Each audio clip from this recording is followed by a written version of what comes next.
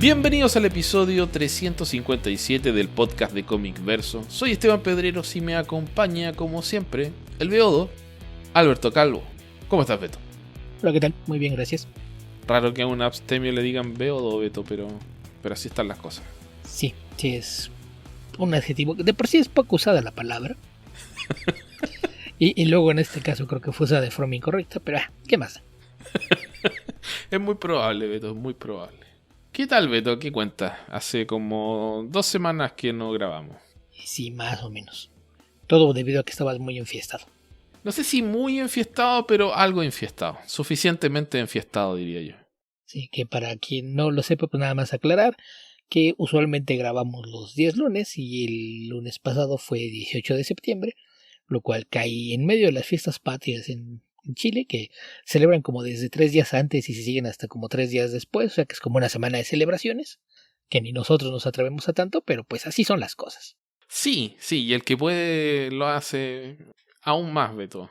Hay gente que no empieza septiembre y empieza a festejar.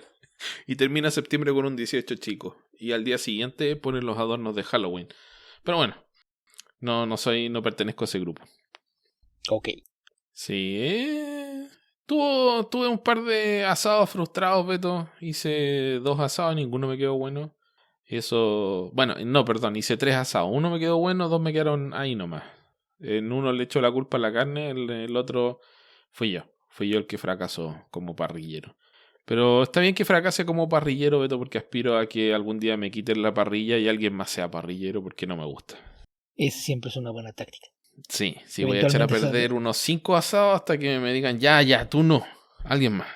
Eventualmente saldrá un voluntario o el resto le va a decir, anda, hazlo tú. No dejes que lo vuelva a hacer él. Claro, un voluntario involuntario con que no sea yo, Beto, es suficiente. Suele ser el caso. Sí, así que eso. Beto, tenemos muchísimas preguntas que han acumulado durante estas semanas. ¿Qué te parece si empezamos a responder? Me parece bien. Según yo, en Twitter nada más hay una, en Discord hay un puñado de Ricardo, pero el grueso una vez más está en nuestro canal de Discord. Así es de que yo creo que empezamos por allá. Y como de costumbre dándole prioridad a los patrocinadores. Así es de que si estoy en lo correcto, nos tendremos que remitir a JJ2049 que dice, escuchando los especiales de Patreon, me topé con el de Mirashman. En Chile se ha dado el caso donde adaptan a Cineo TV cómics chilenos. Sí, por ahí le contesté para que no se me olvidara la respuesta. A ver, deja ver si la encuentro.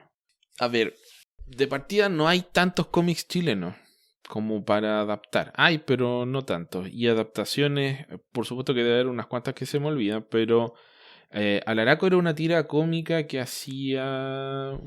creo que era Herbie, me parece. Que aparecía, bueno, una tira cómica que aparecía en los periódicos y era de un personaje que es muy exagerado, que todo lo dramatiza. Como que le dicen, ten cuidado, hay una mosca. ¡Una mosca! ¿Qué voy a hacer? ¡Una mosca! ¡Qué terrible! ¡Una mosca me puede dar hepatitis! ¿Por qué esa mosca? ¿Por qué se puso sobre mí? ¡No! Y ese era el chiste de la tira cómica de Alaraco, y eso se convirtió en un sketch que hacían en un programa humorístico que es Happening con Ja, y eso lo debe haber estado en los 80 un par de años por lo menos, así que recuerdo eso. Puedo estar muy equivocado porque esto no lo he investigado, pero es lo que recuerdo yo. Ese mismo programa hizo una adaptación de otro personaje que era Pepe Antártico, que era un mujeriego, era un chico así narigón que siempre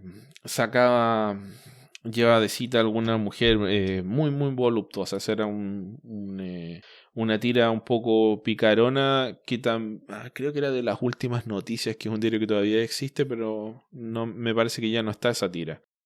Barrabás es probablemente la serie de cómics chileno más exitosa de todos los tiempos. Eso, entre comillas.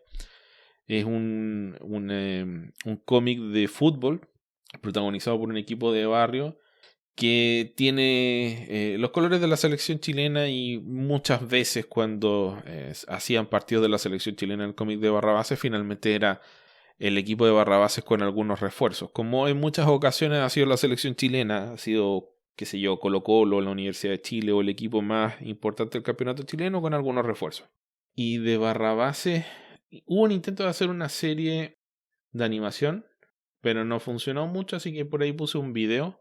De Condorito hubo una película, hubo primero unos cortos animados y después hubo una película. La película no le fue bien, creo que tuvo capitales mexicanos por el éxito que tiene que ha tenido esa revista en Latinoamérica. En realidad es conocido en toda Latinoamérica, así que sí, en realidad ese es el cómic chileno más conocido, aunque sean chistes de 2, 5 páginas, qué sé yo.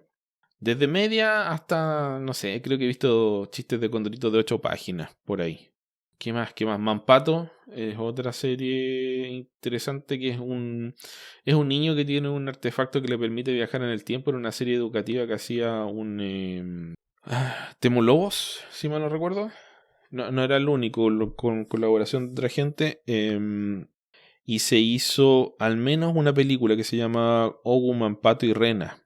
Ogu es un cavernícola que acompaña a Mampato en sus aventuras y Rena era una niña del futuro, si mal no recuerdo. Creo que se hicieron 2 películas de Mampato. Por lo menos se hizo una, que es una película animada, una de las pocas producciones animadas de origen chileno que han salido por ahí. Y eso es lo que se me ocurre en estos momentos, así que podría dar esa respuesta respecto de adaptaciones de cómics chilenos a la pantalla chica y la pantalla grande. Ok. ¿Qué más, Beto? ¿Qué más? De ahí pasamos a Tío Coy, que pregunta ¿qué pasó en Korugar? ¿En Korugar? Pero no sé específicamente a qué se refiere. No tengo idea, porque, bueno, ¿Sinestro no es de Korugar? Sí. Igual que Katmatui. Ajá. Pero no tengo idea a qué se refiere con qué pasó ahí. Espérate, ¿no se referirá al planeta de Cosmic Odyssey? Al que se le muere a Jon Stewart. No lo sé. Aquí dice Korugar y lo escribió tal cual con K. Así es de que ok. No sé qué pasó en Korugar, la verdad. Digo, y eventos pues más recientes. Yo hace mucho que dejé de estar al día con las cosas de Green Lantern, pero yo lo último que recuerdo que cuente como suceso pues fue que lo invadió Mongul, ¿no? Pero fuera de eso no tengo idea a qué se puede referir. Sí, porque, bueno, si nos remontamos muy, muy atrás, Korugar era prácticamente un planeta paradisiaco, en el sentido de que no había delincuencia porque contaba con la protección de Sinestro. Pero eventualmente se da cuenta Hal Jordan que Sinestro se le había pasado un poco la mano con el estado policial que había armado en Korugar y lo termina denunciando a los guardianes, echan a Sinestro de los guardianes y se transforma después en Linterna Amarilla, eventualmente. Sí, pero hay varias cosas que han pasado en Korugar. Sí, es un planeta lo suficientemente viejo como para que hayan ocurrido a lo largo de los años bastantes sucesos ahí, pero no entiendo cuál era el punto de la pregunta o a qué se refería específicamente Tío Coy. Ok, no sabría qué decir entonces, Beto. Y entonces después tenemos de Arturo López, que si ya vieron esto, ¿qué les parece? Y pues esto, pues debido justamente a que no grabamos la semana pasada, ya es una nota que se siente un poquito retrasada y fuera de tiempo, que fue que Bill Willingham anunció que colocaba toda la propiedad intelectual de Fables en el dominio público, con todo lo que eso implica, ¿no? Entonces sí, no sé si quieras comentar eso o seguimos con las preguntas y después dedicamos un minuto a ese tema. Yo creo que hagamos eso, Beto. Dediquémosle un tiempo especial a ese tema.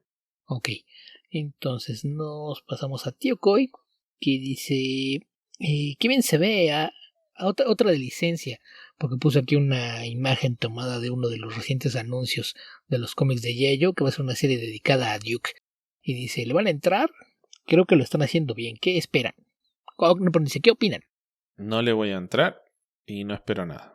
Yo nunca he sido fan de las historias de Yayo, jamás coleccioné juguetes, nunca vi las series animadas, vi las 2 primeras películas que hicieron hace más de 10 años y eso es todo lo que sé de Yayo, entonces no tengo interés alguno en seguir los cómics. Hace muchos años leí algunos de los de Larry Hama que eran muy buenos, pero nada como para hacerme seguir la franquicia, así es de que no creo leer nada, además de que escribe Joshua Williamson, que nada de lo que he leído me ha convencido de que sea un escritor a seguir.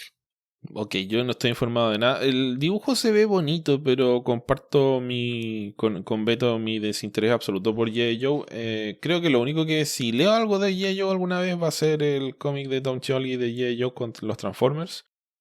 Hace mucho tiempo comenté un trade paperback de una serie de G.I. Joe que escribía Mike Costa, si mal no recuerdo, que no tiene nada que ver con el notero del Comedy Central. Pero no tengo interés por G.I. Joe. Creo que yo era muy flojo y muy chico cuando G.I. Joe estaba de moda. Se hizo famoso. G.I. Joe es de la primera mitad de los 80 y parte de la... Bueno, tiene encarnaciones posteriores, pero esa es la época fuerte de G.I. Joe. Yo era demasiado chico y lo daban demasiado temprano, entonces no me levantaba a la hora para ver G.I. Joe. Ergo, nunca coleccioné los juguetes, no leí los cómics, etcétera, etcétera, etcétera. A diferencia de lo que ocurre con gente que tiene exactamente la misma edad que yo, pero son estadounidenses que coleccionaban la serie de Marvel de G.I. Joe. Nunca la leí. He escuchado muy buenos comentarios, creo que del número 21, que es un número de Snake Eyes, la serie de Larry Hama que dice Beto. Pero no tengo interés ni nostalgia por G.I. Joe, entonces no digo que sea malo, simplemente no me llama la atención. Sí, igual. Yo, aunque soy fanático de las historias militares, creo que el problema con lo que llega a ver de G.I. Joe es que son historias militares en las que realmente nunca hay consecuencias ni nada que tenga que ver con la guerra, entonces nunca le he hallado el gusto, más allá de que es parte de esa curiosa tendencia en la cultura estadounidense de ensalzar a sus fuerzas armadas como héroes más allá de cualquier. Tan curiosa no es, Beto. O sea, se promueve esa admiración que redunda en que, por ejemplo, la política imperialista militar de Estados Unidos sea prácticamente incuestionable dentro de Estados Unidos. Porque tú dices, esto que hicimos allá, ¿qué? ¿Te atreves a cuestionar a las tropas? Todas nuestras tropas son héroes. Y listo. Se acabó la discusión. Así que no... Tan loco no lo encuentro que estén ensalzando. Tiene un propósito propagandístico. Pero bueno, G.I. Joe en realidad tiene un doble propósito. Ese y vender juguetes. Y los juguetes de G.I. Joe son carísimos. Y son feos. La mayor parte del tiempo, sí. Perdón, espero no haber ofendido a nadie, pero si lo hice, tampoco me voy a disculpar. ¿Qué más? ¿Qué otra pregunta, Beto? Después de eso, dice JJ 2049, ¿han leído Spider-Man Timestorm 2009-2099? No. Yo la leí en su momento, pero esto debe tener como unos 15 años, ¿no? Una miniserie, algo así en 4 o 5 números, y tenía dos de lo que llaman bookends, un one shot de Spider-Man y uno de X-Men, y era un crossover entre el universo Marvel 616 y el universo 2099. Recuerdo que era entretenida, pero no particularmente buena. La verdad es que no tengo muchos recuerdos de la historia, pero sí, de que la leí y no dejó una marca que me haga pensar que vale la pena comentarlo.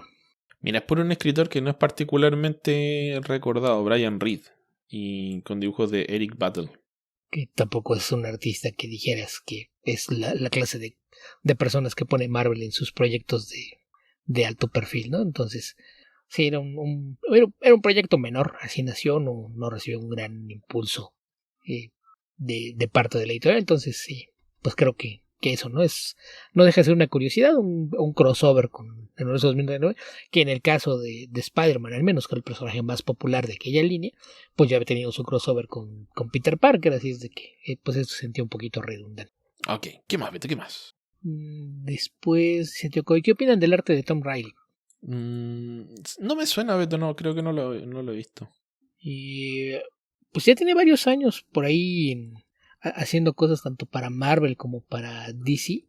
Entonces, pues me imagino que lo has visto, pero probablemente no lo ubiques. Pero en general me parece sólido. No, parece que creo que pertenece al lado... como estábamos hablando la otra vez de estos artistas que están en el espectro de David Mazzucchelli, de David Mazzucchelli, de Doc Chainer, como ese estilo de dibujo. Que bueno, depende de qué etapa de Mazzucchelli digas, porque Sí. Ahí, pues, puede sonar contradictorio. ¿Qué? O se parece uno o se parece al otro. ¿De qué estás hablando? Sí, pero tiene... Okay. De algunas de las cosas recientes que ha hecho, hace un uso muy, muy marcado del claroscuro, ¿no? Juega mucho con las sombras, lo cual, pues, probablemente es a lo que te refieres, que es un dibujo que busca... No llega a ser un caso de alto contraste, como lo que hace Frank Miller, pero sí utiliza mucho las sombras para hacer la composición de imágenes. A mí me parece un artista bastante sólido y aun cuando no es de los que te hagan seguir un proyecto nada más por el arte, me parece que aparte es un muy buen narrador visual. Entonces me gusta su trabajo, pero sin que sea alguien a quien esté pendiente de seguirle la pista. Ok, yo no puedo opinar al respecto, porque solamente estoy mirando las imágenes de Google y nada me llama la atención. O sea, nada me despierta recuerdos de cosas que haya leído. He leído. Yo la miniserie de Ant-Man es de lo poco que recuerdo que él dibujó. Hizo por ahí no recuerdo un one shot de Nick Fury y una miniserie de The Thing. Y estoy casi que he visto alguna cosa suya en algún proyecto independiente, pero en este momento no se me ocurre que pueda haber sido. Pero generalmente yo lo que he visto de él es lo que ha hecho en Marvel, porque sé que también ha hecho cosas para DC. Pero en Marvel, que las portadas eran muy características, que era con las distintas versiones del personaje. Entonces era un fondo de algún color sólido, de los colores primarios, y podías ver, no sé, un costado del uniforme del personaje junto con el casco sostenido bajo el brazo. Eran unas portadas muy, muy llamativas. Y esa miniserie en particular me parece bastante sólida, pero vamos, insisto, me parece unos artistas que van más allá de cumplidor, un buen narrador con un estilo atractivo, pero no tiene nada que lo distinga de una forma particular de entre decenas de buenos artistas que hay actualmente en el medio. Ok, ¿qué más, Beto? ¿Qué más? Arturo López, ¿han leído Something is Killing the Children? ¿Qué les parece? Esto creo que ya lo habían preguntado, Beto. Tú lo comentaste hace muchos años, por lo menos el primer arco. Sí, cuando partió la serie. Yo no lo he leído todavía. Yo he leído algo más, pero sí debo ir atrasado por lo menos un año con las historias de esto. Y leí también los primeros números del spin-off, el de House of Slaughter, que pues es la historia de la protagonista, esta cazadora de monstruos que se llama Erika Slaughter. A mí en particular, pues es la clase de cosas, yo lo he mencionado antes, a mí las historias de cazadores de monstruos es parte de las cosas que me gustan mucho. Entonces yo sí soy muy fan de Something is Killing the Children. Me gusta también el spin-off que tiene de la serie y en particular es una de las cosas de Tanyon que más disfruto y dentro del gran material de buena calidad que ha estado publicando en los últimos años, pues creo que a partir de ahí fue que empezamos a ver que era más que lo que estaba haciendo para DC, pero sí, no sé qué más podría decir. Tengo intención de ponerme al corriente con ambas series que sí, insisto, voy bastante atrasado con ellas, pero en general me gusta mucho. Y ahí como si Arturo López pregunta, ¿cuáles son hasta ahora sus trabajos favoritos de Tynion? Pues todo lo que he hecho en cómics de autor. Ok. Fuera de DC. ¿Qué más, Beto? ¿Qué más? Respuesta más corta. Y el mismo Arturo pregunta, ¿qué tan frecuente se usan los Deus Ex Machina en los cómics? ¿Alguno en particular que recuerden? Agárrate cualquier cómic de la Edad de Plata. Todos tienen un Deus Ex Machina como final. O sea, yo creo que si eres un poco cínico, podrías decir que casi todos los cómics tienen algo de Deus Ex Machina, o casi cualquier obra escrita. Cualquiera que tenga un autor. Pero es algo bien común en la ficción en general, entonces pues los cómics van incluidos ahí. Pero tan específicamente, si te vas al recurso teatral y utilizado tal cual en los cómics, yo recuerdo un caso muy específico que es Animal Man, que de hecho el número de cómics se llama Deus Ex Machina, que creo que es el número 25 o el 26 de la serie de Grant Morrison. Sí, algo así. Con dibujos de Chas Truk. Creo que era Chas Truk, creo que sí.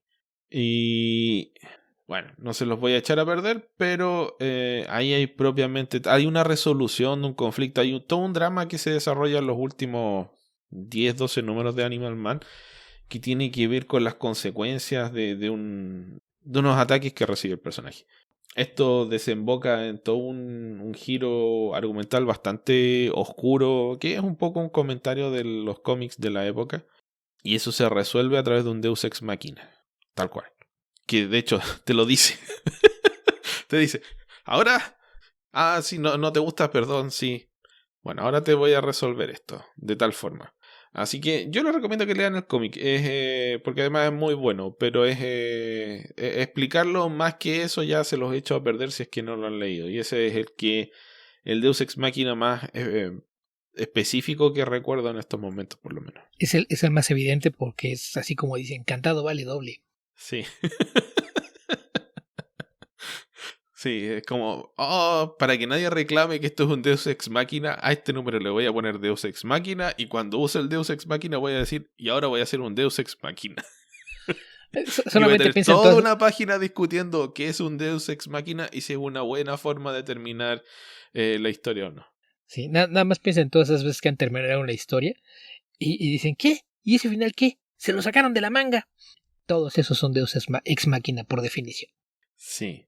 Sí, o sea, algunos están más o menos disimulados. O sea, yo aquí me refiero con el tema de ser cínico. Cuando algo se desarrolla de manera demasiado conveniente, es en el fondo un Deus Ex Machina. O sea, la historia se desarrolla como la cuenta el narrador. No hay una falsa. Hay una falsa percepción de desarrollo natural de la historia. Que es parte del arte de escribir bien o de narrar bien una historia. Para resumirlo aún más, Esteban, hay un falso sentido de imparcialidad de parte del narrador que no existe. Ajá, Todo exacto. narrador ofrece un punto de vista. Entonces, eso es una cuestión de percepción más que otra cosa. Sí, cuando lo esconden bien, tú tiendes a disfrutar mejor la historia. Cuando te das cuenta de que al final el escritor llegó a una calle sin salida y dijo, voy a romper el muro. Sí. Tú O dices, generalmente no cuando sé. dices, ok, es que ese final no tiene sentido. ¿Por qué terminó así? Porque el escritor así lo decidió. Punto. Entonces, ese tipo de cosas pueden ser, entre comillas, Deus Ex Machina, no lo son realmente, para efectos, digamos, del recurso teatral. Tiene que haber una intervención de un poder superior. Se me ocurre, Beto, que el final del Secret Wars de Hickman también es un poco un Deus Ex Machina. Sí, un poco. Quizás por la forma en la que se hace la historia no es tan evidente, pero sí también. Así que sí, eso podría ser, se me ocurre en este momento. Hay más, pero ¿para qué? Sí. Y pasando a lo que sigue, dice Tío Coy. ¿Leyeron el Batman de Mark Silvestri? ¿Cuál Batman de Max Silvestri, Beto? Yo el único que recuerdo es Batman Black and White. Sí, yo recuerdo haber visto por ahí algunas portadas, pero no sé si llegó a ser una serie regular. Que La verdad es está que no esa tengo idea. famosa imagen que tanto les gusta de que está Batman en una especie de trono en el Trono. Baticomputador. Y sería... eso es lo que Y yo, recuerdo yo. Debe haber algo y yo más, pero... recuerdo otra imagen en la que está la típica y genérica imagen que creo que no existe un artista profesional que no la haya hecho, de Batman sobre una gárgola con una rodilla levantada. Y que a mí es de las cosas que me desesperan del arte de Silvestri, porque si le pones atención, no sé si en el afán de crear una expansión del six-pack en el abdomen de Batman, parece que Batman tiene algo así como 67 costillas o algo por el estilo, que es algo bien, bien común. Mira, una miniserie de Batman de Joker, Deadly Duo, por Max Silvestri. Ya. Y sí recuerdo que la leí, pero nada más. Así que no dudo que haya tenido algún elemento eh, que merezca la pena rescatar. Yo no soy tan fan de Silvestri, entonces no. No, y Recuerdo que a además que Silvestri finales... de ahora no ni siquiera es como para que No seas fan de es... Silvestri. Ajá. Sí, o sea, yo recuerdo que me gustaban algunos de sus trabajos en la época en la que estaban los títulos de Mutantes y que le dio una oportunidad a sus primeros títulos en Image, pero pues no es un artista al que le vea particular cariño o afecto a su trabajo, entonces ni el caso. Por ejemplo, vino de invitado a la mole y creo que nunca lo vi ni siquiera a la distancia. No me importó. Mm. Sí, no tengo gran cariño por el dibujo de Mark Silvestri. Menos aún por lo que pueda escribir. Porque me perdonen los fans de, no sé, Darkness. Y ¿cómo se llamaba la...? Oh, que hasta tuvo serie. ¿Cuál? ¿Qué? El otro personaje de Silvestri, pues, la detective. Witchblade. Witchblade, eso. La espada bruja. Eso y sus cómics de Cyberforce, que aparte los regresó después en un nuevo formato, ¿no? Entonces, vamos, sí, es obvio que tiene bastantes seguidores, pero a mí no me cuentan entre ellos. No tengo idea de qué fue lo que hizo por acá. Aparte de que coincidió con una época en la que creo que Batman andaba sacando cosas que a mí para nada me agradan. Fue después de Hush, que creo que fue cuando empecé a alejarme de todo lo que tuviera que ver con Batman. Ok, bueno. Este cómic salió el 2022, Beto. Hush fue el 2004 o 2002, por ahí. Sí, pero digo, a partir de ahí fui muy selectivo con todo lo que leía de Batman. Entonces, sí, esto no es como para decir, ay, voy a leer esto. O un autor o un artista que me llame demasiado la atención o que sí sea fan para ir a buscar algo de Batman. De otra forma, no me interesa. Ok. Y el mismo tío que hoy pregunta, ¿qué opinan de Whatever Happened to the Cape Crusader? Recuerdo que cuando la leí no me llamó mucho la atención, pero tú la comentaste hace algún tiempo y la recomendaste, Beto. Sí, creo que es una historia que cuando salió me decepcionó un poco y después con los años aprendí a apreciarla mejor, que creo que ahí es una cuestión de expectativas, ¿no? Que te dicen, ok, Neil Gaiman va a escribir a Batman. O sea, ok, vamos a ver qué hace. Y creo que hizo una de esas cosas algo que ya a lo largo de los años se ha vuelto común en lo que hace Gaiman. En lugar de escribir una historia de Batman, escribe una historia acerca de Batman, que es algo que ha hecho muchas veces en distintos formatos, con distinta clase de personajes. En lugar de hacer alguna adición al mito, lo que hace es una reflexión sobre cosas que él piensa del mito de algún personaje. Entonces, en ese sentido, creo que con el tiempo me di cuenta de qué era lo que quería hacer y me gustó más. Entonces, en particular, a mí hay muchas cosas que me gustan en la forma en la que hizo esa historia. Hay 2 o 3 que no comparto su punto de vista, pero creo que aprendes a valorar mejor una vez que entiendes eso. No es una historia de Batman, es una historia acerca de Batman. Sí, además que la forma en la que la lanzó DC fue tan mala, porque DC es como que de repente dijo, uy, vamos a matar a Batman la próxima semana. Uy, demonios, ¿verdad? Vamos a matar a Batman, tenemos que hacer cómics para sacarle dinero a los lectores. Entonces lanzaron The Battle for the Cowl, que fue horrible, y lanzaron que tuvo un grado más de preparación, que la idea era que fuese un cómic de despedida de Batman, que uno sabía que Batman iba a volver. Se demoró un par de años, sí, pero uno sabía que Batman iba a volver. Y además le pusieron ese título para evocar el prestigio de un cómic de Alan Moore de 1986 u 87. 86. 86. Que es para fines prácticos la última historia pre-crisis de Superman. Claro. Que de hecho salieron los últimos 2 números de la serie como Superman antes de transformarse en Adventures of Superman, ¿no, Beto? Creo que sí. Ahí tengo una pequeña laguna mental porque cuando lanzó el DC, el Superman de Byrne, lanzó la miniserie Man of Steel, después lanzó la serie Superman a secas, la serie Superman anterior, o sea, la pre-crisis, cambió de nombre a Adventures of Superman y siguió la numeración, por eso era 400 y tanto y no número 1 también. Y Action Comics también siguió la numeración. Y ese era el otro cómic que era escrito por... Bueno, los 3 eran escritos por John Byrne en un momento, pero después eventualmente pasó a ser cómic de Adventures, el cómic de Mark Wolfman y después de Jerry Ordway. Ajá. Así que fue que parte de cómo resultó en el lanzamiento del personaje después de Crisis. De crisis. Pero sí, vamos, la idea de los títulos del Whatever Happened era algo que hacían desde muchos años atrás, ¿no? No recuerdo si fue finales de los 70 o principios de los 80, que tenían backups no recuerdo si eran DC Comics Presents o en DC Comics Cavalcade, que tenían algunos backups con personajes en desuso de la Edad de Plata o de la Edad de Oro, y que fue de donde tomó originalmente la idea Moore de nombre para la última historia de Superman. Entonces aquí pues yo me imagino que la idea era venderla como la última historia de Batman, aún sabiendo Sí. que ibas a regresar a ella.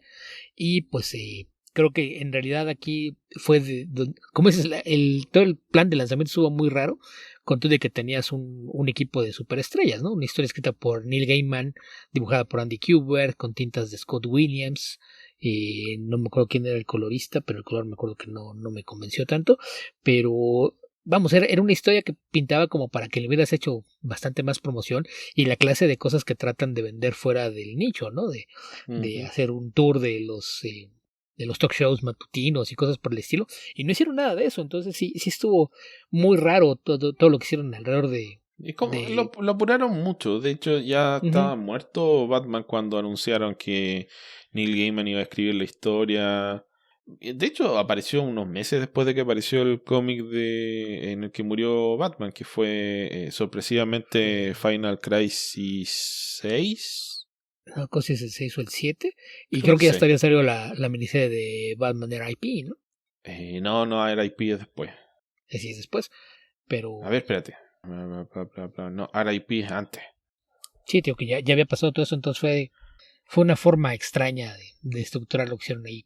Claro, es que hay una muerte falsa y después hay una muerte verdadera, entre comillas. Está la muerte falsa con la aparición del Batman de Sur-Enar, que era distinto del Batman de Sur-Enar original. Y después está la muerte de Final Crisis. Y después de la muerte de Final Crisis se lanza la serie de Batman y Robin con Morrison, Quietly, protagonizada por Damian y Nightwing y Dick Grayson. Ok. ¿Qué más, Beto? ¿Qué más? De ahí pasamos a la que creo que es la última en nuestro canal de Discord, JJ 2049. Ahora que Greg Capullo regresó a Marvel, ¿a qué personaje le gustaría que dibujara en una serie regular? Yo creo que Capullo tiene rango para hacer lo que quiera. No sé qué preferiría sobre otras cosas, pero creo que me gustaría algo más urbano que cósmico, superpoderoso. Preferiría algo más que siguiera en la onda del estilo de Batman. Obviamente lo más sencillo sería decir Daredevil. Pero puede ser, no sé, claro, Moon Knight, Daredevil. Sí, pero vamos, es que tiene unos estilos que es moderno y mayormente limpio, que se presta a hacer casi cualquier cosa universal con superhéroes, ¿no? Sí. Y aparte, él empezó su carrera haciendo cómics tanto de héroes individuales como de equipos, entonces luego los años ha demostrado que puede hacer cualquiera de las dos cosas, entonces pues que dibuje lo que quiera y que se noten las ganas que tenía de dibujar esa historia. A mí es uno de los artistas que podría ser. Me gusta bastante su trabajo y sin tener ningún rasgo así característico que lo separe de muchos otros, creo que es uno de los artistas más sólidos y dinámicos para contar historias. Entonces, haciendo cómics de superhéroes creo que es difícil que algo con Capullo no funcione, por lo menos a nivel visual. Ok, Beto, ¿qué otras preguntas tenemos por ahí? En Twitter solamente encontré una, que es de Osonari, que dice: hay varios artistas que han migrado desde el anterior Twitter a opciones de redes sociales como Blue Sky. ¿Pueden mencionar algunos para buscarlos fuera de la hora X? Beto, tú estás en Blue Sky. Sí, que según yo es en donde hay más de los autores de cómics que alguna vez estuvieron en Twitter. Algunos todavía tienen presencia en ambas redes, pero muchos incluso borraron sus cuentas. Por ejemplo, yo la semana pasada me di cuenta de que si buscas a Mike Norton ya no hay absolutamente nada. No, la cuenta no existe. Él hizo algo que no es tan común, pero mucha gente a la hora de que decide que ya acabó con Twitter está borrando su cuenta. Y también otra ventaja que tiene Blue Sky es que ahí reaparecieron muchos autores que ya no eran activos en Twitter. Por ejemplo, Mark Waid o Matt Fraction, que hacía mucho que estaban sus cuentas abandonadas. Los dos tienen un cierto grado de actividad en Blue Sky. Entonces, después de haber probado Tribble, Spoutible y no sé qué tantas otras redes sociales, en prácticamente todas tengo cuenta y creo que ninguna de ellas había recogido a tanta gente de cómics y de los héroes de la gente que seguía en Twitter. Creo que es en donde hay más. Mencionar algunos para que los ubiques pues serían demasiados, así es de que más bien si estás en Blue Sky, que es en donde yo creo que hay más autores de cómics, fuera quizás de Instagram, que muchos de ellos también ya estaban allá. La gran mayoría de los que dejaron Twitter o están exclusivamente en Instagram, o están en Facebook, o están en Blue Sky. Pero pues sí, la cosa es que yo empecé a usar esta red hace un par de semanas y ya sigo a cerca de 500 personas. más de la mitad relacionadas de una u otra forma con los cómics. Entonces, si estás en esa red, búscame, y si le das en donde dice following, te va a aparecer el listado de toda la gente a la que sigo. Ahí te vas a encontrar decenas de gente que trabaja en el medio del cómic. Creo que esa es la recomendación más sencilla de cómo encontrar a muchos. Pero vamos, sí, yo creo que es la red en la que cayeron más artistas. Y cada cierto tiempo alguien hace por ahí un intento de conectar con más gente. En particular Steve Lieber de repente ponía, quiero ver qué hay en la sección de cómics de Blue Sky, repórtense, y generalmente por ahí empiezan a aparecer coloristas, artistas, escritores, periodistas y demás, que pues es así como, si no estabas consciente de que andaba alguien por acá, pues aquí hay un aviso. Entonces yo generalmente a todas las redes sociales era lo primero que hacía, llegaba y buscaba a Steve Lieber a ver con quién tenía interacciones por allá. Ok. ¿Qué más, Beto? ¿Qué más? De ahí ya pasamos a las de YouTube, que son unas que nos dejó desde la semana pasada Ricardo Pérez, que comienza. Dice: caballeros, envió lo siguiente. El Caballero Lunar, Moon Knight, que se editó en los 90, su serie regular, ¿fue buena? ¿Alguna historia o arco recomendable? ¿En los 90? Sí, la de los 90 no me parece que sea particularmente memorable. De hecho, coqueteaba constantemente con la cancelación. ¿Con lo opuesto? Y sí, a mí la verdad es que me sorprendió que duró tanto tiempo, como unos 60 números. Y en realidad creo que mucha gente la recuerda porque fue en donde apareció originalmente Stephen Platt, este artista que todo el mundo decía: ¡ay, no, la superestrella del futuro! Y creo que después de que hizo 3 números de Moon Knight, que de repente tenían 3 meses de haber aparecido y ya estaban por ahí en $100-150 los números que hizo. Era alguien muy, muy fan de McFarlane, que quizás tenía un mejor manejo de anatomía y narrativa que McFarlane, y eso era lo que hacía que fuera tan llamativo su trabajo, pero las historias no eran particularmente buenas. Y pues Platt tampoco resultó ser tan bueno, porque después se fue a hacer cosas a Image. En particular dibujó algunos números de Prophet y poco a poco fue desapareciendo, y actualmente no tengo idea si sigue trabajando en cómics. Pero el cómic de Moon Knight de los 90 tiene una que otra historia buena, pero sí, en general me parece que es una serie perfectamente olvidable. Ok. ¿Qué más? Después dice: recuerdo con aprecio una historia del Hombre Araña escrita por Michelini y dibujada por Bagley, donde involucraba a varios seres: Nova, Night Thrasher, Nighthawk, Punisher contra el Imperio Secreto, y se llamaba Round Robin. Creo que en español le pusieron La Venganza de Nocturno o algo así, que era la venganza de un antiguo compañero de Moon Knight que lo había reconstruido el Imperio Secreto. ¿La muerte de este Psychic se dio en algún cómic? No tengo idea, Beto. Round Robin, creo que Round Robin lo dibujaba, no me acuerdo si era Bagley. Creo que esa era de Larsen, pero la verdad es que no estoy muy seguro. Es de la etapa también poco exitosa de Spider-Man. Entonces recuerdo que la leí, pero a mí no me pareció tan memorable. Y de este Psychic de Moon Knight lo he visto en un par de historias antes de eso, pero la verdad es que no sé si lo mataron en alguna historia dentro de la saga de Moon Knight o qué pasó con él, pero sí recuerdo esa idea de que regresaba para vengarse, pero no, la verdad es que no recuerdo si en alguna parte había aparecido su muerte. Ok. Después dice: ¿qué opina de Los Inhumanos de Charles Soule? En lo personal me gustó, pintaba interesante. Esto fue cuando inició la Heroic Age, y creo que el cómic planteaba algunas ideas interesantes, pero creo que nunca hizo nada con ellas. Ahí sí como que creo que se quedó a la mitad del camino tratando de hacer alguna historia. ¿Lo leíste tú, Esteban? No. Ok, me lo imaginé. Sí, me llamaba la atención la idea, el concepto creo que era bueno, tenía una premisa interesante, pero creo que sí quedó a deber en desarrollar muchas de las ideas que planteaba. Ok. No, aquí creo que no voy a poder aportar casi nada, Beto, con las preguntas que siguen. Después el rol de Spencer y Rosanas en El Hombre Hormiga se me hizo muy bueno. Terminó por bajas ventas, muy probablemente, creo que nunca tuvo buenas ventas, entonces pues la aguantaron tanto como se pudo. Que generalmente son 5 o 6 números. Sí, más de eso es inusual. Ya lo había comentado, que incluso es común que el contrato para una serie, cuando no se anuncia directamente como regular, si anuncia como regular es de un año, si no es de 6 meses, y ya ahí el qué tanto dure dependerá de las ventas. Entonces generalmente con una serie no va más allá de los 6 o 12 números, es que las ventas no eran suficientes para justificar su continua existencia. Después dice, en la actualidad de DC, ¿el personaje de Hitman sigue muerto? No tengo idea, pero yo asumiría que sí. No sé si tú sepas algo, Esteban. No, me parece que han respetado ahí el dejarlo tranquilo.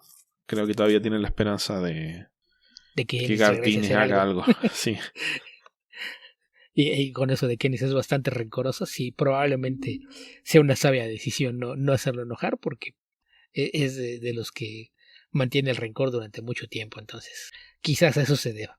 Si regresará porque él lo quiso y no por otra razón. A ver, lo último que recuerdo que hizo Garth Ennis era dentro del universo de Hitman, era esta historia de estos personajes que eran como los villanos o los superhéroes bien perdedores, ¿cómo se llaman? El que era como una guagua, el del perro, ¿cómo? No me puedo acordar.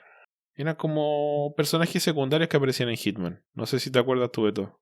De los personajes más o menos, pero no sé a qué historia te refieres. 8-Ball tal vez era, algo así.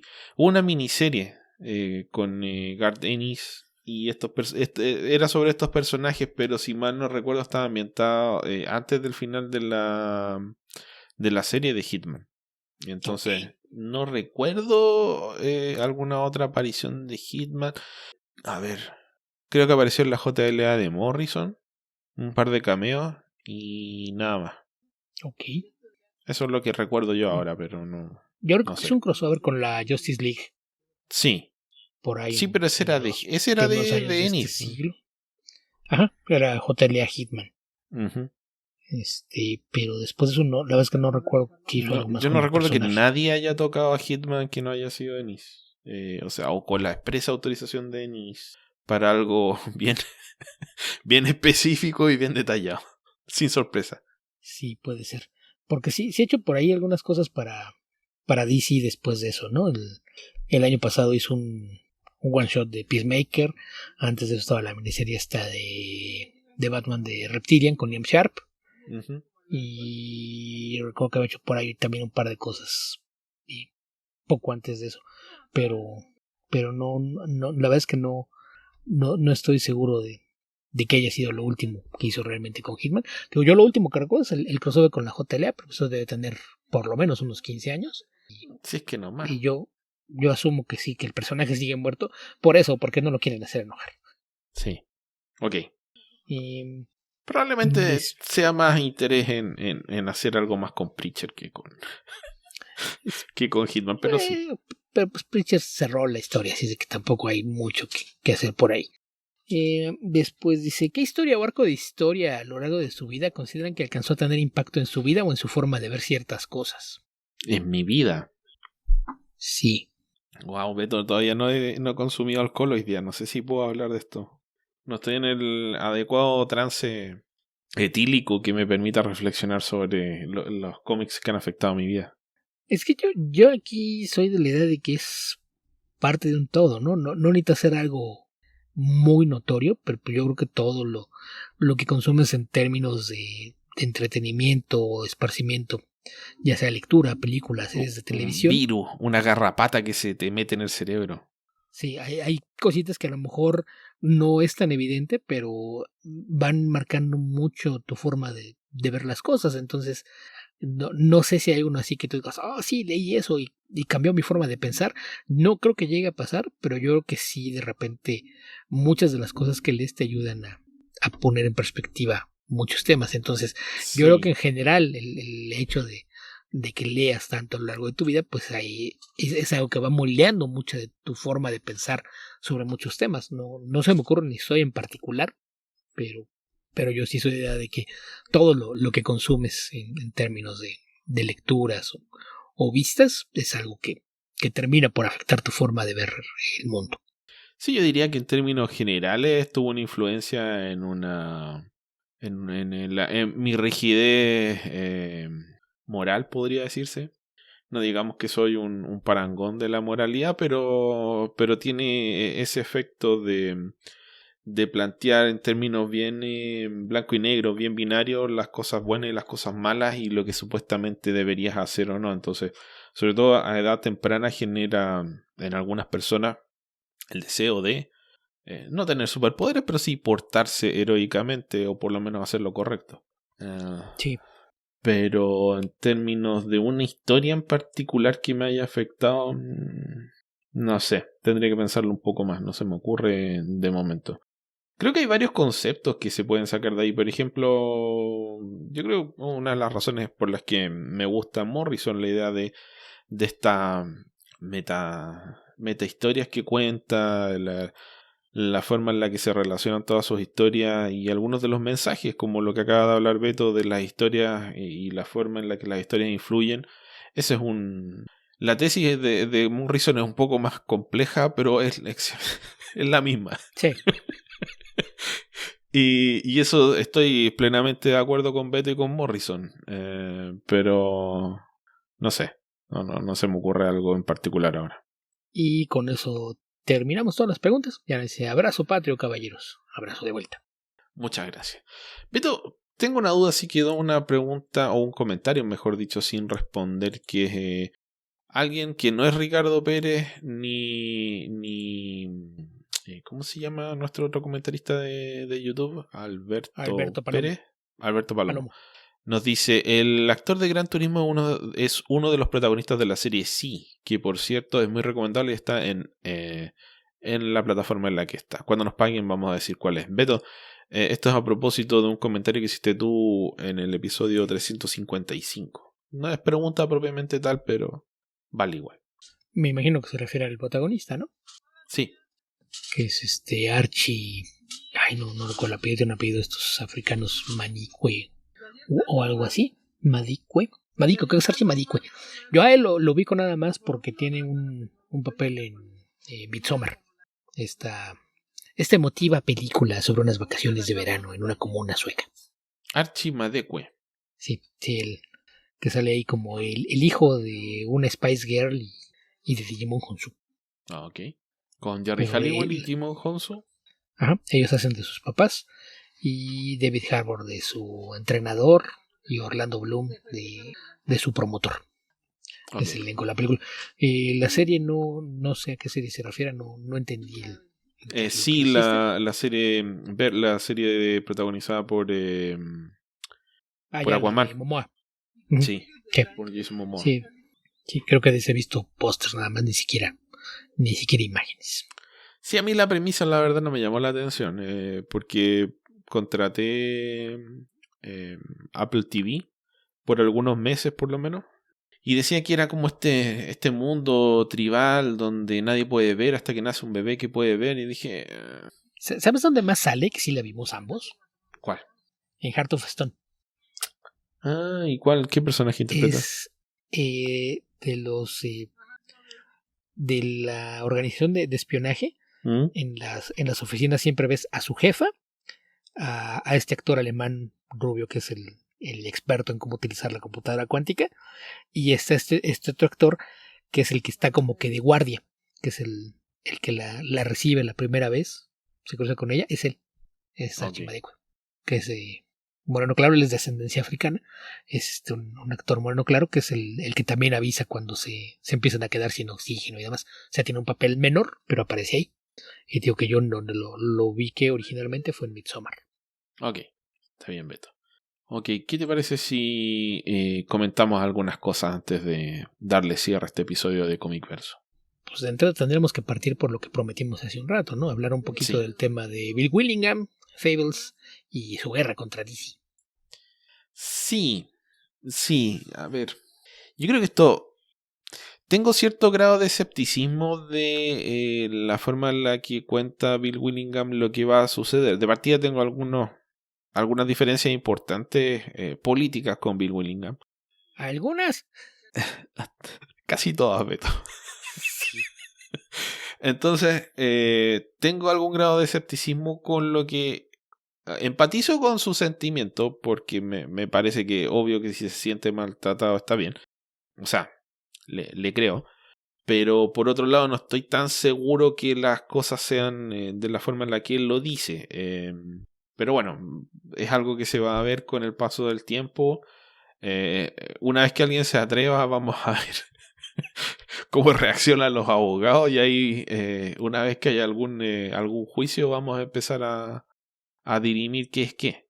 Pero como declaración de principio me parece interesante. Sí, aquí nada más para poner un poquito en contexto, el comunicado de prensa que liberó y que difundió también a través de su newsletter, lo que dice es que harto de tener que lidiar con la forma en la que DC siempre está tratando de sacar ventaja cada vez que hacen un nuevo trato o buscan renegociar el contrato con el que originalmente llevó Fables a DC, y dice que se cansó y decidió que la única forma que tenía de no tener que lidiar con ellos era y renunciar a la propiedad intelectual de Fables a favor de ponerla en el dominio público. Aquí el tema es que esto no es tan sencillo porque por ahí me puse a checar muchas otras cosas. Yo hace muchos años en mi blog le dediqué bastante a escribir sobre temas de copyright y propiedad intelectual. Entonces tenía una noción de quiénes podían tener opiniones más centradas al respecto, con más información de cómo operaba esto, y me fui a buscar información en otras partes y descubrí que hay, aunque nadie ha hecho públicos los documentos originales del registro de copyrights, hay una constancia de transferencia de derechos que depende a quién le preguntes. DC transfiere los derechos a Bill Willingham o Bill Willingham los transfiere a DC. Depende a quién le preguntes. Así de ambiguo es cómo se manejan esos contratos y esos temas. Pero los registros que hay, lo que terminan por decir es que los textos que aparecen en Fables son propiedad de Bill Willingham. La historia en Fables es propiedad de Bill Willingham. Todo el arte, el diseño de portadas, logotipos y demás es propiedad de DC. Entonces, esto hace bien complicado el tema de decir, ok, esto se va al dominio público, porque se va al dominio público, pero no puedes incluir las imágenes y coloca en un área gris los personajes mismos con las características que tienen, las características gráficas específicamente, porque incluso una descripción de su versión de Lobo Feroz, que es Big Wolf, o de muchos de los otros personajes, una descripción que empate con la versión que hemos visto en Fables, podría infringir el copyright de DC. Es decir, Bill Willingham puede decir esto se va al dominio público, pero no se va entero. Entonces, si Fables no está completamente en el dominio público, crea ahí un montón de áreas grises que hacen bien complicado el saber qué es lo que va a pasar con la propiedad. A mí lo que me interesó del tema es el precedente que sienta, porque el tema de esto es que se supone que él llegó con la idea ya armada a DC. Me imagino que él debe tener montones de documentos con fechas y demás que demuestran que la idea de hacer Fables es anterior a que inició este contrato de publicación con DC. Ahora, los contratos de DC tienden a estar llenos de trampas y ambigüedades que siempre buscan arrebatarle la propiedad intelectual a los autores, y eso es algo que muchos escritores han dicho a lo largo de los años. Y en ese sentido, los contratos que eran los que estaban un poquito más abiertos y eran menos ambiguos eran los de Vértigo, que es donde salió Fables. Entonces yo de ahí derivo que esa es la razón por la que DC no le ha podido arrebatar por completo la propiedad del cómic, porque sí debe haber algunas cláusulas que defienden el que la historia es suya. Pero insisto, el tema de que todo el arte y características de los personajes esté registrado a nombre de DC hace que sea bien complejo la idea de pensar que puedas ver historias dentro del mundo de Fables creadas por otras personas y sin tener que responderle a DC. Que por otro lado, esto nos lleva a un tema que pues es bastante más escabroso, ¿no? Porque si te quieres poner muy cínico, es como decir, o sea que Bill Willingham nos está haciendo el favor de poner a Blancanieves, Caperucita Roja, el Lobo Feroz y demás en el dominio público. Gracias, qué amable. Porque todo eso ya está ahí. Entonces, si tú quieres hacer una historia con personajes de hadas en el mundo real, puedes hacerlo. El punto es problema.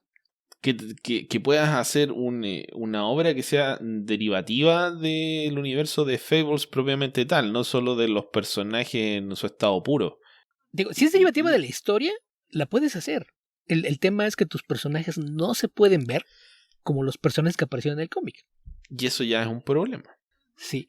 Ahí, de entre las personas que digo que están bastante más enteradas de todo esto, el primero que fue a buscar fue que decía Cory Doctorow.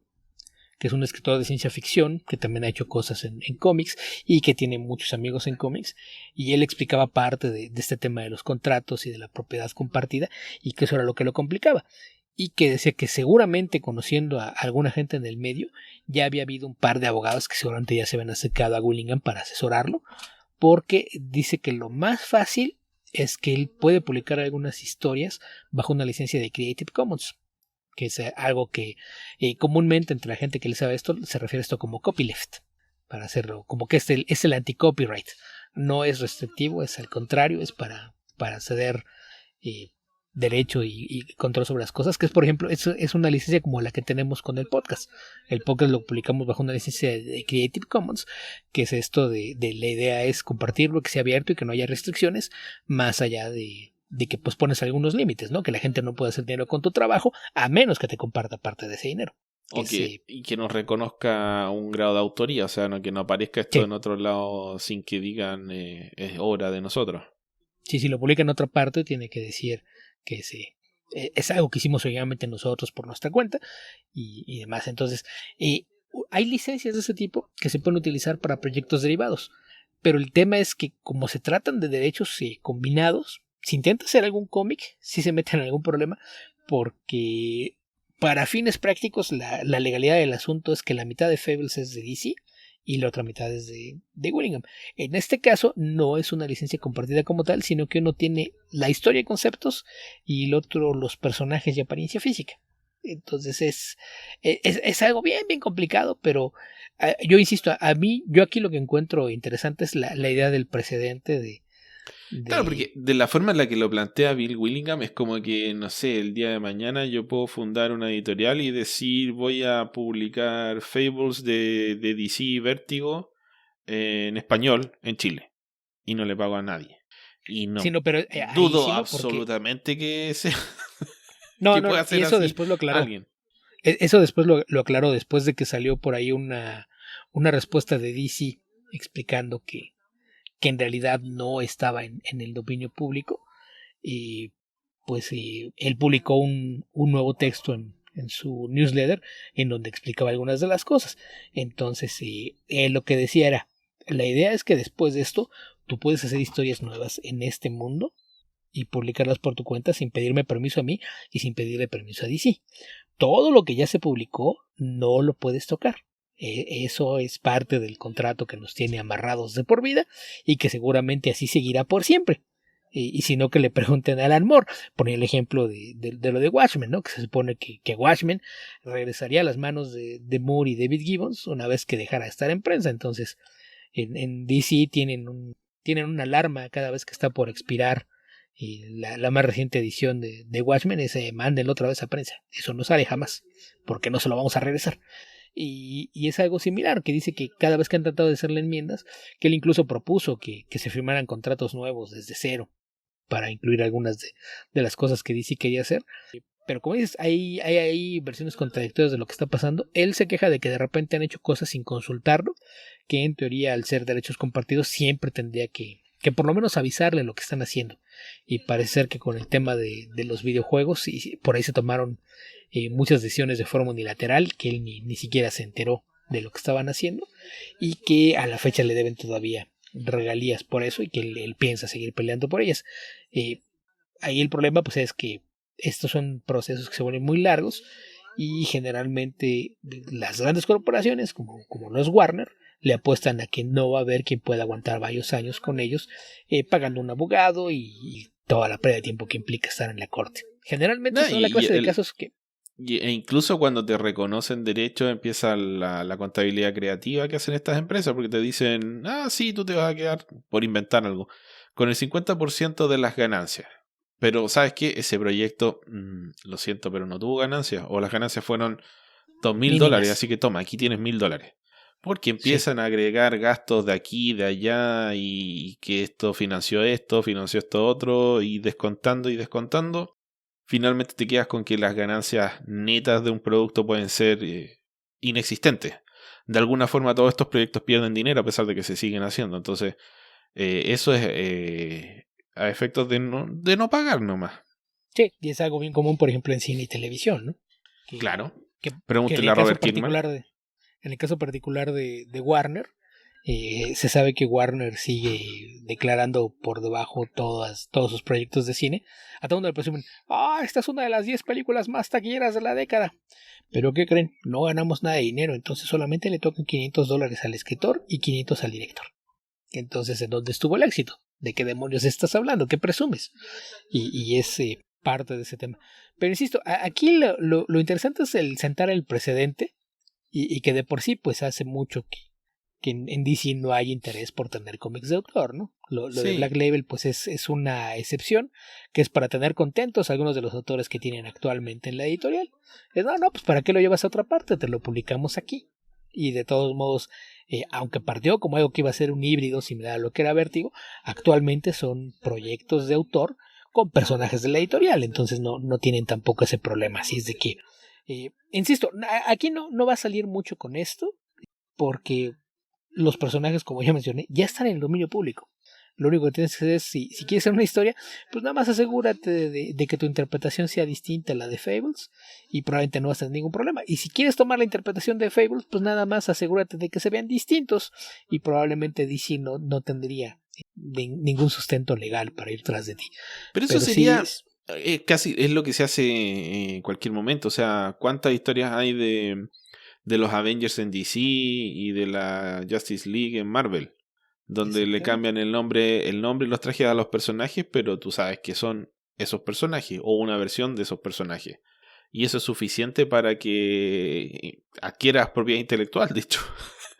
Sí, y de hecho con personajes de cuentos de hadas se ha hecho muchas veces. Hay muchas historias modernas que son tomando como base los conceptos o premisas de los cuentos clásicos de hadas. Así es de que, por eso insisto, que el que lo haya hecho con Fables, pues creo que fue más bien una cuestión de llamar la atención y volver a echarle tierra a DC, y que aparte lo hace en un momento en el que Warner está bien preocupado por el tema de relaciones públicas, por todas las estupideces que ha hecho David Zaslav en torno a la huelga de escritores y actores, que muchos de los CEOs de los estudios han hecho tonterías, pero nadie como Zaslav.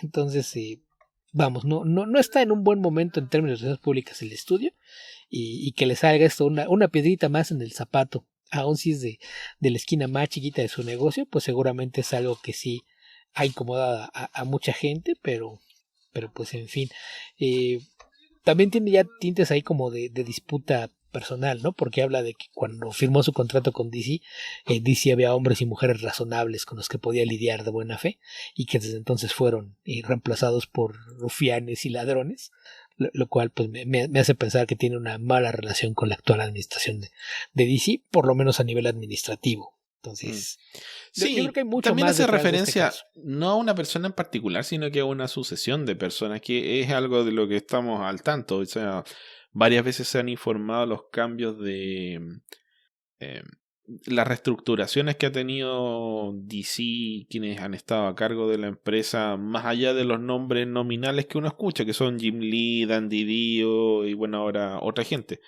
Pero arriba de esa gente han cambiado muchas veces los ejecutivos y por ahí pasan algunas decisiones. Entonces, yo creo que tiene más que ver con eso. Sí. Y recordemos que, por ejemplo, no es lo mismo, pero me costaría creer que no hubo alguna influencia de Fables en la existencia de Once Upon a Time, que fue una serie que duró, no sé, 7, 8 años. Es que ahí volvemos a lo mismo. Alguien cayó en cuenta del territorio gris que representaban los personajes de hadas. Porque ahí, curiosamente, los productores de Once Upon a Time tuvieron reuniones con Bill Willingham para tratar de comprar los derechos de Fables. Las pláticas se vinieron abajo y meses después empezaron a trabajar en Once Upon a Time. Fue ok, podemos hacer algo parecido a esto, pero que sea lo suficientemente distinto. Y no importa que sean los personajes, porque los personajes son dominio público. Entonces, sí, y podemos contratar actores famosos y ganar dinero. Y hasta cierto punto, por ejemplo, Grimm también hace algo similar, ¿no? Toma muchos elementos de estas historias y los pone en un contexto distinto. Y eso es a lo que me refiero. Puedes hacer esa clase de cosas sin ningún problema y sin importar cuál es el estatus legal de Fables en estos momentos. O sea, sí, esa premisa es como una especie de realismo mágico de Fables. Es la que se ha adoptado en el fondo. No adaptamos Fables, pero adaptamos la premisa que hace que Fables funcione. y lo hacemos con los personajes que se nos ocurran, nos da lo mismo. Insisto, eso es lo que todo el mundo puede hacer, pero todo el mundo lo podía hacer. Entonces yo creo que más bien es Willingham diciendo ya estoy hasta el gorro de sí, no quiero seguir hablando con ellos, entonces antes de irme y decirles hagan lo que quieran, los voy a meter en un escándalo de relaciones públicas. Sí, una lástima en ese sentido. Por otro lado, no siento tanta empatía hacia Bill Willingham, pero sí me molesta el principio, que cualquiera que sea el autor respecto de su obra tenga que experimentar ese tipo de problemas, porque no debiera ser así. No debiera ser ese el trato, bueno, si lo cuenta como esa actitud tanto rastrera, de tanta artimaña, de tratar de engañar a las personas hasta conseguir quedarte con cosas que no negociaste tener, es muy despreciable. Sí, y digo, ya hay suficientes testimonios que se han dado a lo largo de los años como para asumir que esa parte de lo que está contando es cierta. Que cada vez que hacen algo nuevo, intentan meter algo por ahí que sin querer sea como que, ups, acabo de entregarle la propiedad completa.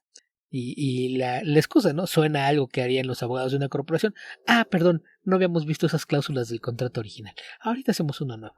O lo de que cuando decidieron que le iban a pagar parte de lo que le debían, a la hora de que le mandaban los recibos eran como por pagos adicionales o trabajos de consultoría. Es así como que sí te vamos a pagar, pero nunca vamos a admitir que te estábamos escondiendo dinero. Son cosas que sí va con el modus operandi de las grandes corporaciones. Entonces, pues el tema es ese, ¿no? Aquí creo que es de esos casos donde sí vale la pena separar un poquito a la persona del caso, en este caso no tanto de la obra, sino de lo que está ocurriendo, y como mencionas, es algo que ningún autor debía pasar por ello, y el hecho de que en muchos aspectos Bill Williams sea un ser humano despreciable, pues no hace que sea menos malo lo que está haciendo Warner en sus tratos con él. Sí, justamente. Ok, Beto, ahora sí, todavía nos queda un poquito de tiempo. ¿Qué te parece si comentamos un par de cosas? Y me parece bien. Estoy asumiendo que sigues sin leer cómics, entonces, ¿qué viste esta semana, Esteban? Ok. Mira, quiero comentarte el Lazo, Beto, porque tuve una semana que fue de descanso principalmente, aunque hice un par de asados, festejamos la fiesta patria, bla, bla, bla. Pero todavía está un poco desanimado. Tengo unos arreglos que hacer en el departamento que no termino nunca y que me tienen ahí. Los veo y me da rabia. Y me senté y dije, voy a ver Ted Lasso. Que la había pospuesto mucho tiempo. Y me gustó mucho. Me senté ahí con una botella de whisky, aunque no me tomé la botella entera, Beto, pero me tomé varios vasitos chicos. Y vi la temporada completa, me acosté muy tarde ayer, estamos grabando esto el día martes 26 de septiembre. Día laboral, me acosté como a las 3 de la mañana terminando de ver la primera temporada de Ted Lasso y wow, qué buena motivación que es esta serie, Beto, qué bien que te hace sentir. Que creo que es lo mejor que tiene, aparte de que está muy bien escrita, tiene personajes muy queribles, está muy bien desarrollada el progreso de los personajes. Son todos distintos, pero de alguna forma tienen un carisma que hace que uno les haga barra, se sienta identificado con ellos. La primera temporada termina con una nota un tanto triste, no sombría, triste, pero una tristeza tranquila, que es una forma bien poco común de terminar una temporada en general. Siempre es con o es desastre o es victoria, y aquí es como, sí, mira, salieron las cosas mal, pero eso no significa que es el fin del mundo, hay que empezar a trabajar para salir adelante. Y agradezco esa ponderada forma de ver el mundo que tiene Ted Lasso, Beto, y la interpretación de Jason Sudeikis, que es la única vez en la historia que he visto a Jason Sudeikis que me ha caído bien. Ok. Que es uno de los actores que nunca me agradaron de Saturday Night Live, de esta periódica reemplazos de personal. Bill Hader, bueno, de esta generación, Bill Hader es uno de mis favoritos. ¿Cómo se llama? Will Forte. De los que son cómicos en un sentido más de actuación, propiamente tal. Andy Samberg. Porque hay otros cómicos que son más escritores que intérpretes, como es el caso de Seth. ¿Cómo se llama Seth? El que hacía el Weekend Update. Bueno, y creo que Jason Sudeikis no encajaba, por lo menos a mi modo de ver, ni con una ni con otra cosa, pero aquí en esta serie logra ser un personaje que es muy carismático. Tiene esta... Es como el señor, o sea, es como Ned Flanders, pero si Ned Flanders no fuese necesariamente evangélico, sino que fuese simplemente un tipo que tiene una actitud positiva para enfrentar los problemas. Y en ese sentido es bastante conmovedor enterarte a mitad de la primera temporada, spoilers, que Ted Lasso está pasando por un problema matrimonial fuerte. Y, o sea, de hecho te entera en el primer episodio, en una llamada telefónica, que creo que es uno de los grandes momentos de ese primer episodio, que tiene este tipo que llega a entrenar un equipo de fútbol viniendo del fútbol americano universitario en Estados Unidos, o de colegio mejor dicho, ni siquiera universitario, y tiene esta actitud optimista, se lleva bien con todo el mundo, es agradable, trata bien a la gente, es muy deferente, etcétera. Y hacia el final llama a su familia para contarle cómo van las cosas, y ahí te enteras que hay algún problema, porque trata con mucho cariño a su esposa, y su esposa lo primero que le dice es que quiere que no le diga que la ama. Se entiende, no lo dice porque uno no escucha a la esposa, pero ve inmediatamente cómo se rompe un poco Ted Lasso. Tiene esa fuerte cruz encima, pero que la trata de enfrentar con optimismo, con buena disposición. Como lo hace con el resto de los problemas a los que se enfrenta durante la temporada. Y me gusta la forma en la que esta personalidad de Ted Lasso va expandiéndose como un virus, infectando al resto de los personajes de la serie, y logra hacerlos cambiar de opinión, transformarlos a medida que avanza la serie. Es una influencia muy positiva en el resto de la gente. Así que esa visión tan optimista creo que me llegó en un momento en el que me hizo bien, Beto. Así que disfruté mucho esta primera temporada de Ted Lasso. No sé si debiera aportar la premisa, explicar un poco más de qué va la serie. Probablemente sería una buena idea. Ok. Ted Lasso es una serie de Apple TV protagonizada por Jason Sudeikis, con una mayoría de actores británicos, que trata de un entrenador de fútbol de nivel escolar o colegial, que es contratado por un equipo de fútbol de la Premier League de Inglaterra, el Richmond AFC, para que dirija al equipo de fútbol. Y esto viene de que la dueña del club, que es Rebecca, no recuerdo el apellido, pasó por un divorcio con el ex dueño del club, que es su ex marido.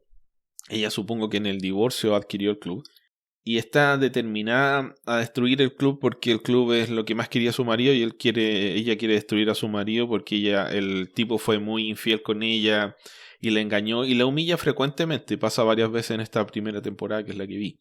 Entonces decide contratar a un tipo que sea lo más inepto posible para que se haga cargo del club y por lo tanto el club le vaya mal.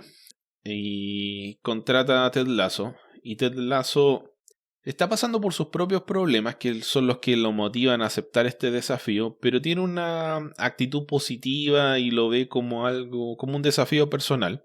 Entonces, de a poco va encontrando la forma de dirigir. O sea, más allá de que no tenga ningún conocimiento de cómo se juega el fútbol, cuáles son las reglas del fútbol, etcétera. Es que eso es lo que no mencionaste. Él es un entrenador de fútbol americano. Claro. No sabe cuál es la regla del offside, no sabe nada de fútbol, del soccer, como le dicen los gringos. Por lo tanto, no tiene herramientas en teoría para tener éxito. Sin embargo, su estilo como entrenador pasa más por el manejo de grupo, por la motivación personal, por encontrar la forma de ayudar a que los jugadores encuentren su mejor versión de sí mismos. Entonces esa estrategia es la que le va dando resultados a medida que avanza la serie, porque es un tipo de buen corazón, buenas intenciones y bastante transparente, y eso de a poco le va ganando el respeto de los jugadores. Así que eso a grandes rasgos es la serie, y está poblada de una serie de personajes secundarios. El capitán del club, que es un jugador que está al borde del retiro, inspirado en Roy Keane, el ex capitán del Manchester United de la década de los 90 y principios del 2000. Y también hay una rivalidad con un jugador que es la gran estrella, que viene a préstamo del Manchester City, que podría ser cualquier jugador estrella. La novia de ese jugador estrella, que es una chica reality, modelo semifamosa, etc. Y todos estos personajes van ahí de a poco conociéndose e interactuando. Así que si tienen acceso a Apple TV, o si por último quieren suscribirse por un par de días, probar la suscripción gratuita, les recomiendo que vean Ted Lasso. Vale bastante la pena. Más que las otras recomendaciones que he hecho de Apple TV. Sí, es una serie que yo traigo en el radar desde hace mucho, pero insisto, me rehúso a pagarle a Apple. Incluso me rehúso a darles mis datos para una cuenta temporal. Entonces seguramente eventualmente voy a recurrir a algún método alterno para ver esa serie. Ok, la recomiendo 100%, Beto. ¿Qué quieres comentar tú? Y pues he estado viendo películas y series. Por ahí recién vi una película de fantasía de la que vamos a hacer un minisodio, entonces no tiene mucho caso comentar esa por acá. Pero antes de que empezamos a grabar, tú me comentaste que viste Ready or Not, una comedia oscura de horror. Y pues creo que eso da pretexto para hablar de una película que vi hace un par de semanas y que es de los mismos directores, que son Matt Bettinelli-Olpin y Tyler Gillett, que son dos aficionados al horror desde hace mucho tiempo y que después del éxito de Ready or Not fueron contactados por los productores de la franquicia de Scream para hacerse cargo de la más reciente entrega de esta. Entonces, Scream 6, que es una película que se estrenó. Scream 6, Beto? ¿Scream 6 la comenté cuándo? Sí. ¿No? Juraría que ya comentaste. La mencioné la semana pasada, bueno, hace un par de semanas, pero no hace un par de meses. No, no la había visto. Vi la película hace 2 días. Comic Verso 332, Scream. Scream, sin número, ese es Scream 5. Ah. Okay, el año pasado. Perdón, Beto, no sabía que habían hecho otra tal luego. No tiene número. Esta tal cual, aquella todavía estaba en cartelera, cuando ya le habían dado luz verde a la secuela, que en aquella ocasión comenté pues que era moverse en el tiempo y tener algunos lazos con las películas originales de la franquicia, algo que de cierto modo ya habían hecho con la cuarta entrega. En este caso Scream 6 es una secuela directa de Scream 6, la 5 que no tiene número, que sigue a los personajes de esta pareja de hermanas que son hijas de uno de los protagonistas originales de la saga, interpretadas por Melissa Barrera y Jenna Ortega, que se mudan a Nueva York. Finalmente deciden abandonar el pueblo que tantos problemas les ha causado a ellas y a la gente cercana, y se van a Nueva York, donde la menor de ellas está estudiando en la universidad y la otra pues sigue con toda esta paranoia que rodea todas sus acciones.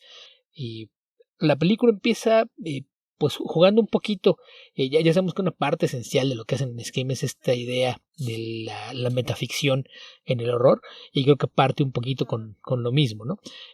Dentro de los lazos que tiene esto con la ya mencionada de Ready or Not, es que también aparece Samara Weaving en un rol por ahí pequeño al inicio de la película. También vemos por ahí a Tony Revolori, a quien la mayoría de nos escucha seguramente identifican como el Flash de las películas de Tom Holland como Spider-Man, y nos encontramos con que hay unos aficionados al cine de horror que aparte son fanáticos de todo lo que sucedió en este pueblo y la franquicia de películas de Stab, que es como se conoce a las películas dentro de la película que tienen al personaje de Ghostface, y ellos están decididos a terminar la película que iban a ser los asesinos de la entrega anterior. El caso es que aquí pues resulta que ellos no son los villanos principales de la historia.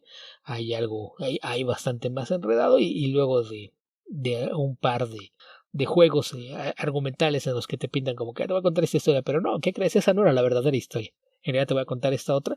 Empiezan ya a desarrollar el tema verdadero, y nos encontramos con una versión bastante más violenta del personaje de Ghostface, si es que eso es posible.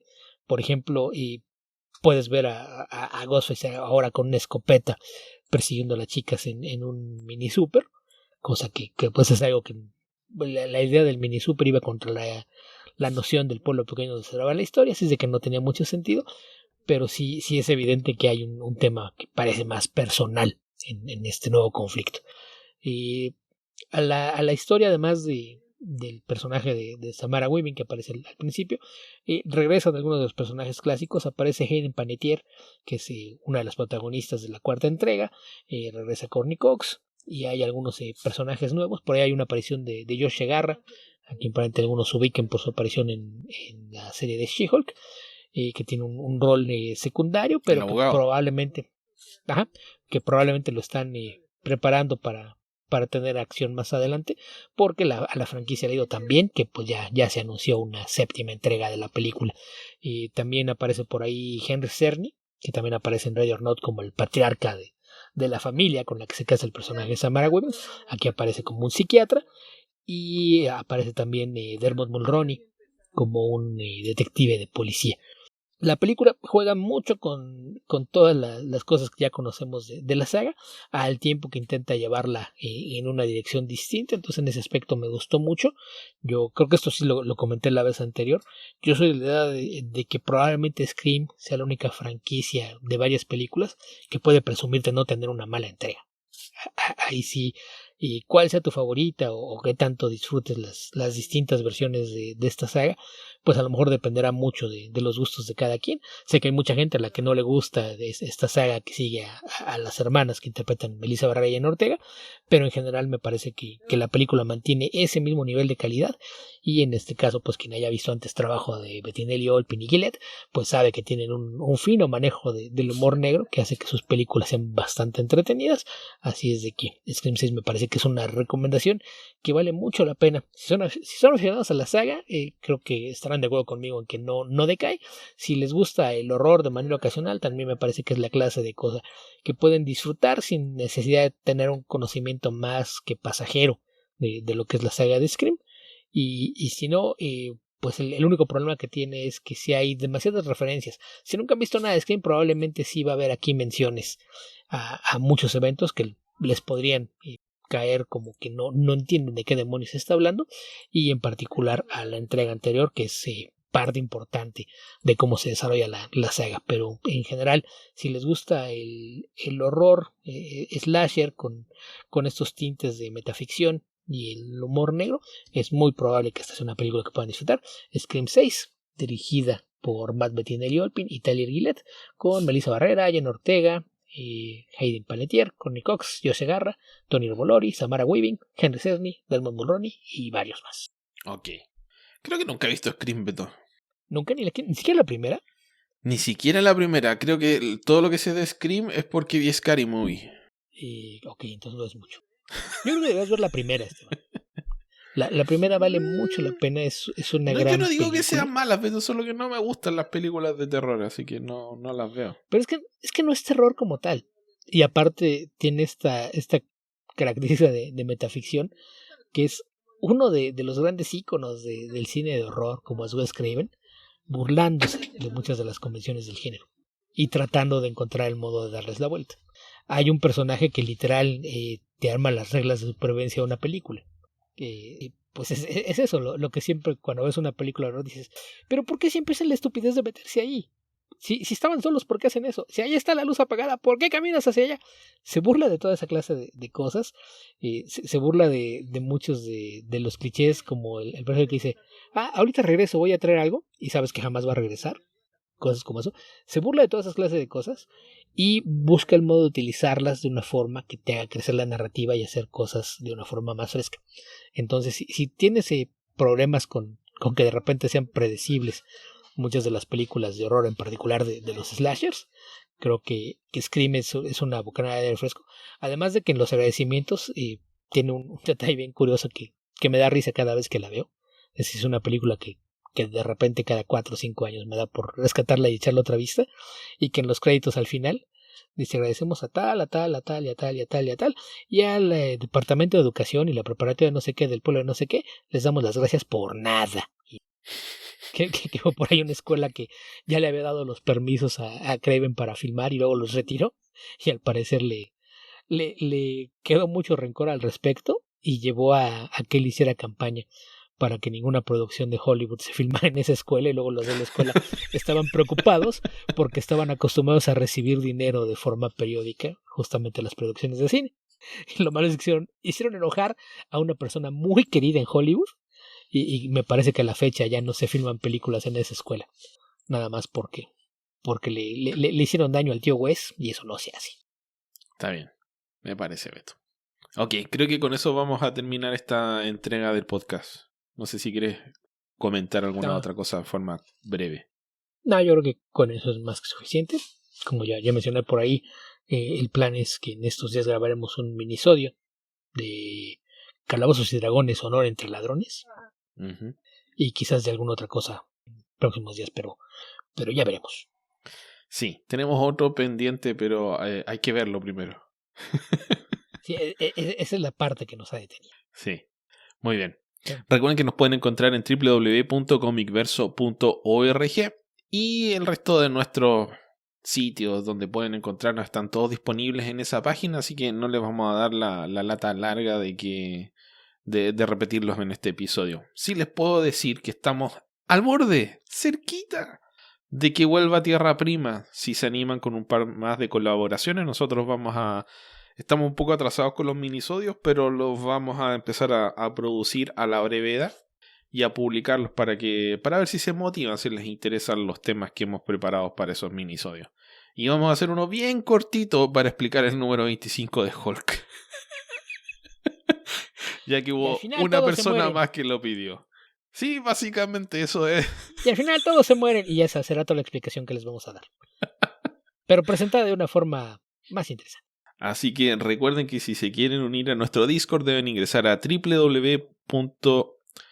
si se quieren unir a nuestro Patreon tienen que ingresar a www.patreon.com/comicverso, donde pueden aportar desde $1 mensual, y si quieren ser superhéroes de nuestro Patreon tienen que hacerlo con $5, lo que les da acceso también a los minisodios y al resto de las publicaciones especiales para patrocinadores. Y si quieren unirse a nuestro Discord, iniciar conversaciones allá o dejarnos alguna pregunta en Comicverso Responde, lo pueden hacer ingresando a bit.ly/DiscordCV todo con mayúscula. ¿Dónde te puede encontrar la gente, Beto? Y bueno, todavía estoy en Twitter, X o como quiera que se llame ahora, okay, donde me encuentran como Albion2112, que ahí el tema es que al parecer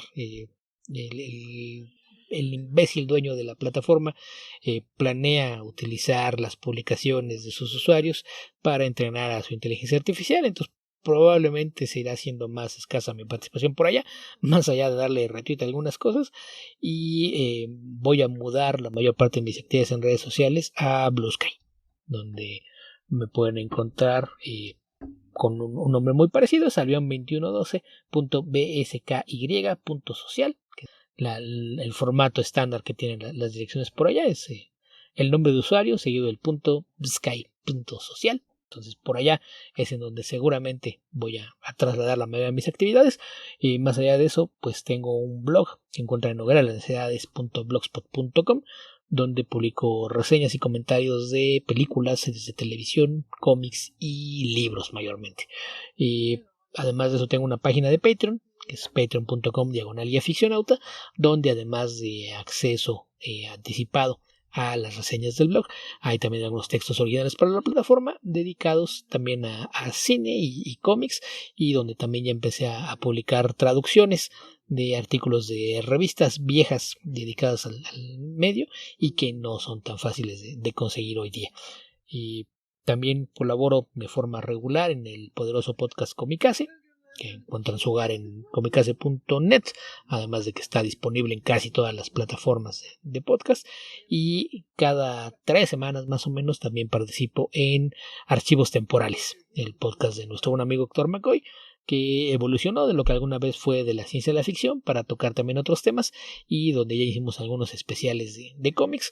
Y el episodio que sigue ya será para el mes de octubre, y por lo tanto se ha dedicado al cine de horror. Vamos a hablar de Evil Dead por ahí en un par de semanitas, por si les interesa, y pues por allá también me pueden escuchar. Y creo que eso sería todo. Ok. Habitantes del futuro, donde sea que estén y cualquiera que sea el momento en el que estén escuchando este podcast, que tengan ustedes muy buenos días, muy buenas tardes o muy buenas noches, Cuídense mucho. Hasta la próxima.